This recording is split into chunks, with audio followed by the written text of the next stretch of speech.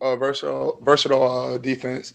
I think the guys we have in the room, it's built to kind of, we really don't know where guys are going to be at, and it's kind of, I played a little bit of that spot last year and got some experience there, but I've also been inside too, so it's kind of coaches kind of just filling everybody out, seeing where everybody fits. Like this is training camp evaluation period for everyone. So, you know, so far, it's been pretty good so far. Just learning, trying to soak up as much as I can. At the same time, trying to maintain the knowledge I do know in the inside. And I know it's the same thing for the rest of the guys in the room. Like we're just constantly just trying to learn and get better and do things, help this team win ball games, because at the end of the day, that's what's important. Mike? Yeah, hey, Christian. How you doing? Thanks for taking the time. I'm curious more away from football. What has the past 5 days been like for you from kind of Tuesday on, to see what's happened in sports, to see what's happened within the franchise? It's been unique, man. It's been powerful. Seeing the kind of the chain effect from Tuesday and leading up till today. I think it's great that not only in football but all other sports, people are kind of spreading awareness of what's going on or what has been going on for I don't know how long. So hopefully we can continue with it, continue opening people's eyes and make some change, because it kind of sucks that we got to keep talking about what's going on out there. Everybody knows, everybody's aware, and we just wanted to take action, and we're going to continue doing that. Did you think, or part of the discussion on Tuesday when you decide to not practice and to protest instead, did you think that maybe that would spark other teams, or were you thinking this could be, y'all just kind of standing out there on your own? Honestly, we wasn't even thinking about all that. It was kind of, we came in that morning, we had some conversations, players, coaches, and the players. We went to the locker room and we spoke amongst ourselves for about 45 minutes, 50 minutes, and then we informed the coaches of how we was feeling, and it just kind of happened. We went from there. Like I said, man, the stuff that's been going on outside, it's been going on since my grandparents, my mom, dad. It's a generational thing, man. And I think what's unique about our generation, we're very aware of it, and we just don't want to stand for that anymore. And we want to do whatever we can to make change and make an impact in the country that we live in. And hopefully we can finally live up to the values that we stand for. Appreciate it, Christian. Thank you. So one more, Dave. Thanks for sharing those thoughts, Christian. Just to transition back to football, just what's your biggest reason for hope on the defensive side of the ball that you guys will have a more successful year than last year? What do you see different about this unit? How much better do you think you guys can be? You know what? We can be as good as we want to be. And the positive thing about so far, like I said earlier, we have guys that come in here and work every day, no matter the circumstances. Rain is hot, whatever is going on, guys are willing to work. No one complains. Everybody wants to get better, and that's how it should be. And we got young guys who are just following the lead of the older guys. The older guys are continuing to grow and learn themselves. The coaches have been great so far. And we kind of got that unity right now for one goal, and that's just to win football games.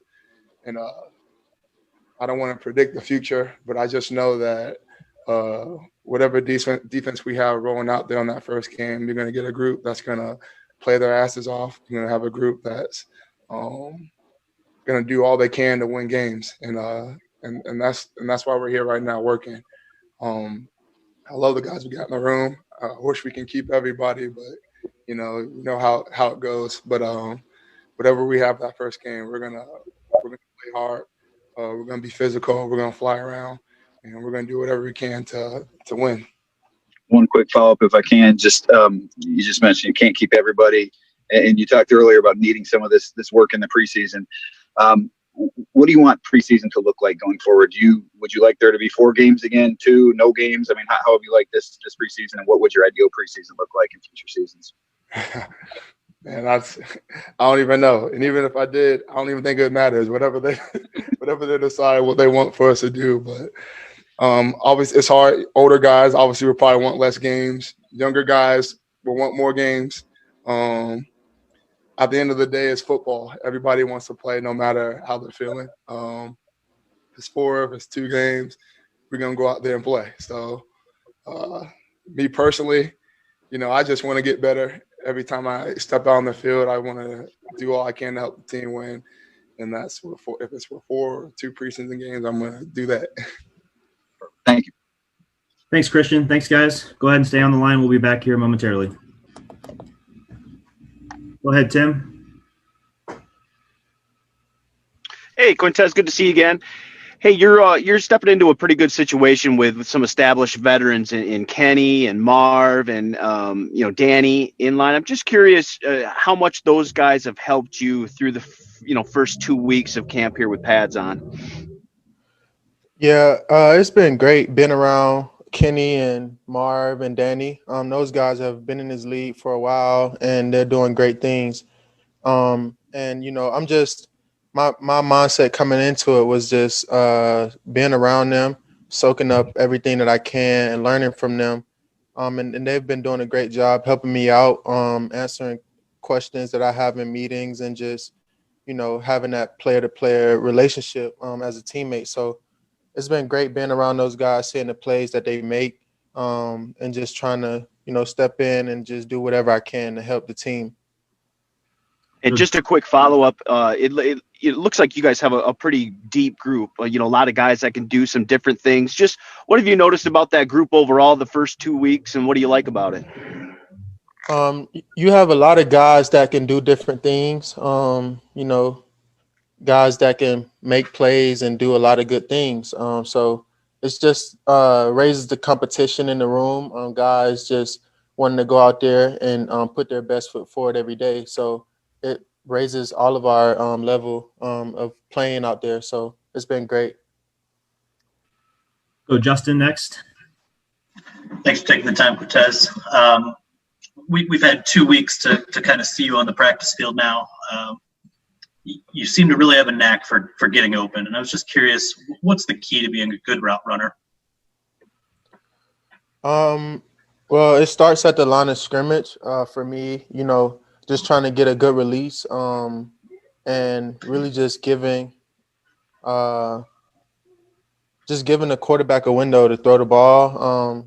I'll just really just working at the line of scrimmage. That's kind of where it starts for me. So if I can get where I need to get at the line of scrimmage, then I know I can kind of navigate my way through getting open from the top of the route. So that's kind of where my focus is when it comes to getting open.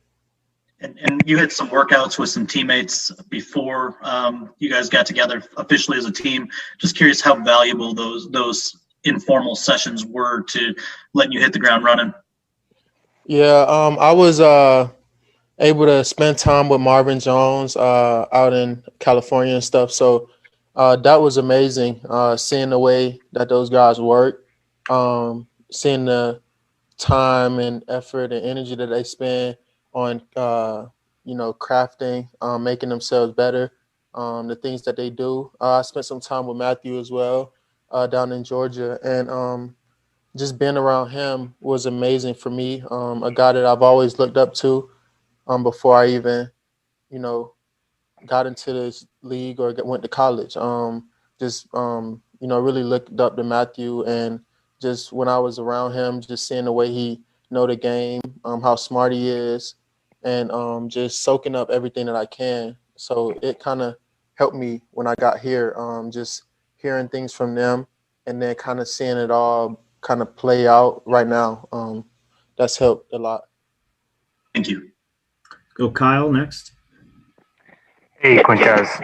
Just one more on the route running. I guess how did you develop that? Because it seems like you have pretty polished, route running for a rookie.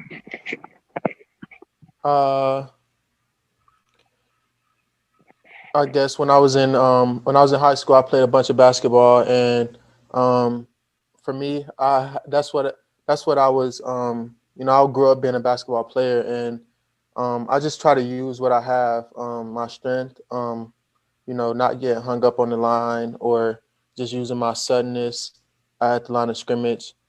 And when I got to college, I had a great coach, and he taught me a couple things, and now being around Coach RP and just hearing terminology more, and being a receiver longer, it kind of just helped me in playing against great guys, just learning from experience kind of.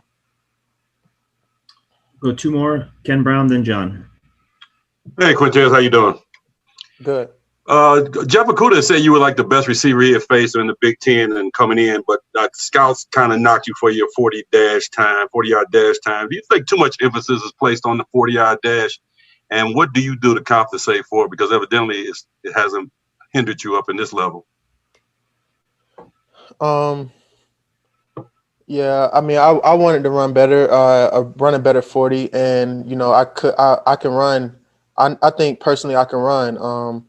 But that's just it's 40 yards. To me, I was never really a runner. I was a football player always, just a great athlete. I kind of prided myself on just being an athlete and knowing what to do on the football field. So, it was tough. People put a lot of hype on the 40, but really, I just went back in my head and just said, that didn't get me where I am. Being a football player and playing on the football field got me to where I am. So that's kind of where I like to just put my head, and just knowing that when I get on the football field, just working my craft on that. The 40 never shows up on the football field. Thank you. So last question, John.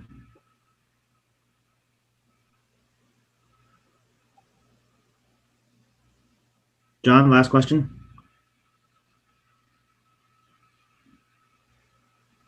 All right. I think we'll cap at that, guys. Thanks, Quintez. Thanks, everybody. Hang tight for Justin. Go ahead. Hey, Chase, the backup quarterback position, by default, you have to be kind of ready at a moment's notice. Just wondering that mindset and that mental preparedness, how much does that have you, I guess, laser focused on an off season like this where things are short, you're coming to a new team and you're just trying to hit the ground running? Yeah, it's been a, different off season for many reasons. But in particular that, when I signed here, it was right there in the middle of the pandemic and the start of it. And, never really even stepped foot in the building, never got to meet you guys, never got to meet really anyone. First day we're coming in is like July 25th, to see everyone has masks on, I have to learn everyone's eyes. It's all I can see. It's like, so it's difficult. Right. And, on top of that, this is my 12th year in the league, and it's, I've only been in 2 offenses. So this is my 3rd offense, to learn. So it's sort of brand new. And that was, not difficult. There's a lot of West Coast verbiage that, was a little different. But Bev's been great. Sean Ryan's been great helping me along. And, it's been hard because you got to hit the ground running. I got to catch up. And, I think by getting more and more reps with it, I'm getting way more comfortable with it. It's one of the best offenses in the league, and we've got some explosive playmakers. So, it's fun to be a part of, but it's definitely hit the ground running, like learn as you go type thing.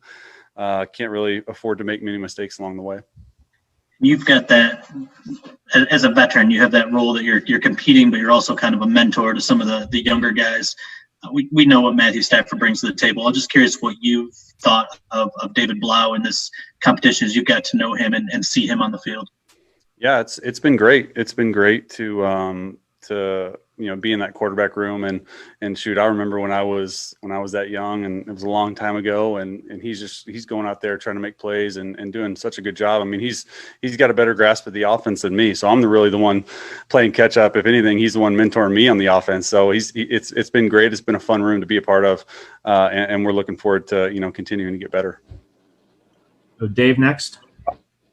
Chase, good to see you virtually. Yeah. You just mentioned one of the best offenses in the league.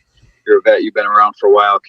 What have you learned in your time here on the ground about Darrell Bevell as a play caller and also Matthew Stafford as a quarterback? Well, both of them, just how aggressive they are. They're going to keep calling shots. They're going to keep throwing the ball down the field. I mean, you saw it a little bit today with Kenny. He went off a little bit today and made some amazing catches. I mean, Staff just continues to blow my mind on some of these throws, whether it's we're watching in the film room or seeing it live in person. I mean, he's got a live arm, and Bev just keeps calling him. He's aggressive. I think Bev really set the tone with the offense, and what for me was the first day in was just the amount of urgency that everyone needs to have. And, this is such a weird offseason, such a short time we're together. We didn't get spring. We didn't get OTAs, those 8-9 weeks that we had. So, it was sort of a good position to be in because we have a lot of guys returning on our offense. And so we're able to hit the ground running, and the new guys just got to catch up. And then regular season openers in 2 weeks. I don't know how close to tabs you kept on your old team, but you obviously know Nick Foles, you know Trubisky a little bit. So can you handicap that race? What do you think happens with the quarterback race there? Yeah, I have no idea. That's a really good question. I guess we'll see when whoever trots out on the field, whether it's, I think, 10 or 9, right? First game of the year. So I know they're competing their tails off over there, but so are we, and we're focused on really the Detroit Lions right now. Thank you. Mm-hmm. Mike next. Yeah, I kind of follow on Dave's question a little bit. What's maybe the most surprising thing you've learned about Stafford in the past month or so that you maybe didn't know? Well, we're from the same area in Dallas, and I've known him and of him for a while. We've been acquaintances, friends. I mean, he's literally like 10 miles from my high school, Highland Park in Southlake. And so, really all three of us in the quarterback room are within 10 or 15 miles of each other. But for me, it was just seeing in the first month or so, I think we've been here, a month and a couple days, just how smart he is. He's a wizard, man. It's impressive. His recall of plays, how he can, photographic memory. I mean, all that stuff that you want in a quarterback. It's impressive, and it makes you want to work harder. And, it's why he's been one of the best quarterbacks in the league going on 12 years now. Obviously, Blau is younger than y'all, but do you and Matthew, are there times where you'd be like, oh, do you remember this guy? Do you remember that guy? I remember playing that guy, and he was a pain. It happens all the time. Blau's a baby, and Steph and I are sort of grandpas right now because we're going in 12 years and he's going into his second. We still joke with him that he's still a rookie until 6 games in, until he gets that accrued credit season. So he doesn't like that very much, but he's a good sport. And we'll talk about old Texas high school football legends, or maybe someone we played in 2010 or 2011, and he's just like, who is that? I was in grade school. So it's pretty funny to see his reaction. So we definitely get some of that in the room. Appreciate it. Thanks, Chase. Yeah. Chris. Hey, Chase. Good to see you again. Hope you can hear me. It's a little breezy outside the facility here at the workroom. So you mentioned this offense, and obviously the wide receiver group is just really special, talented, top to bottom. I know you've gotten a lot of looks with, Cephus and Jamal Agnew, Marvin Hall. Just wondering what you've seen from those guys, and maybe especially from Cephus, because we just talked to him a few minutes ago. Yeah, no, I think the first thing I learned when I walked in this building is just the depth of that receiver room. You got the big three that everyone talks about, but those guys that you were just talking about, and some other guys too. I mean, there's not a lot of drop off. Everyone's competing. It's a very great room, but those guys like Ag has made it look seamless. I mean, he had a touchdown today. It's just he catches everything that's thrown to him. He rarely makes mental errors. He's just such a good teammate. He's always upbeat, someone you want. And then Cephus comes in and just a big body, a lot quicker than you may think for a big body, and just does such a good job with body control. it doesn't drop a lot of passes, to be honest with you. The separation is super impressive. So I could go on and on about all those guys in that room, but it's super impressive from a standpoint, like when I'm going with the twos, like I'm throwing to some guys, and I feel really comfortable about going out there, even in a regular season game if I had to, and those were the guys out there. Like it's good. Thank you. One more, Justin. Hey, Chase, you mentioned learning the verbiage and how it's very similar with all the West Coast concepts. I'm just curious, without maybe giving away too much of the scheme for opponents, like how would you describe the spin on the West Coast offense that Bevel's put on it? Well, I mean, you go back to his days, really when he was in Minnesota with Brad Childress. Brad Childress sort of went with Andy Reid when he was in Kansas City. Brad Childress went with Matt Nagy when he was in Chicago. And so I see a very similar theme, but also it's pretty cool to see how Bev works. I followed him when he was with Seattle, all those good years when he had Russell. So I've actually watched a bunch of Seattle tape to see sort of what they're doing and how we're throwing it. And, Staff's first year in the offense last year, I think he played 8 or 9 games and was slinging the ball. I mean, 19 or 20 touchdowns. It was super impressive. So we're hoping to pick up back where we were last year and just continue to get better. Is it impressive to see a coach that can work with that, doesn't force players into his scheme, but really seems to take different quarterbacks, different style quarterbacks, and make the offense work with those different types of players? Yeah, I mean, it's super impressive. Sometimes you see coaches that, hey, this is what we're doing no matter what. And, Bev's a guy like, hey, we're doing this. Do you like it like Matthew? Or do you think we should tweak it? Like he knows what he wants to do, but if a quarterback doesn't like a play, like he's just straight up not going to call it. And that's not norm. And I mean, honestly, anything will work when you have Matthew at quarterback. So he's rolling right now. So it's been super impressive to be in the room with those two and just hear them talk. Appreciate it, Chase. Thanks, Chase. Thanks, everybody. Thanks, guys.